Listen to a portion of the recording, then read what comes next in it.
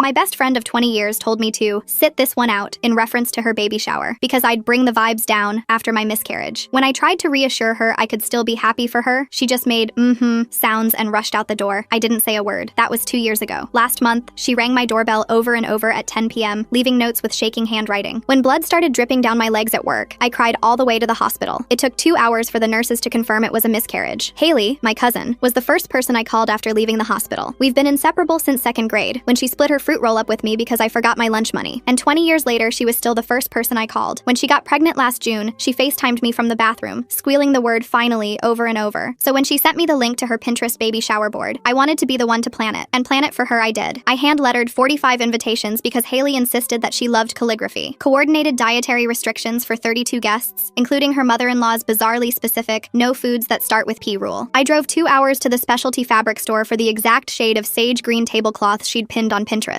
But I figured it was worth it, because me and Haley were talking more than we had in years, and I felt like I was getting my best friend back. But when I called Haley about my miscarriage 2 weeks before her baby shower, she went quiet. I expected her to tell me everything would be okay, or at least just listen to me. But no, she just muttered, "Oh dang, that really sucks," and I could hear her acrylic nails clicking on the screen like she was busy texting someone else. After a few more moments of silence, she spoke again. "Well, don't stress about it. I can always find a new planner for my baby shower," she said before hanging up. She didn't even ask if I was okay. I told myself that she was probably just too busy with her pregnancy to comfort me. And after a few days, there was a knock at the door. It was Haley, carrying a huge basket of expensive candles, flowers, and homemade cookies that were fresh from the oven. It was the most love I had felt since the miscarriage. I gave her a huge hug, but instead of hugging me back, she stood there with her arms glued to her sides. "Can we talk?" she asked. Her voice was cold. The room went silent. "This is hard to say, but I think you should sit this one out. The baby shower, as in, my mom thinks it's bad luck to have someone who miscarried at a baby shower. I don't agree, but I do think you'll bring the vibes down." I tried to reassure her, to tell her that not even a miscarriage could stop me from being happy for her. Her smile stayed frozen while she made little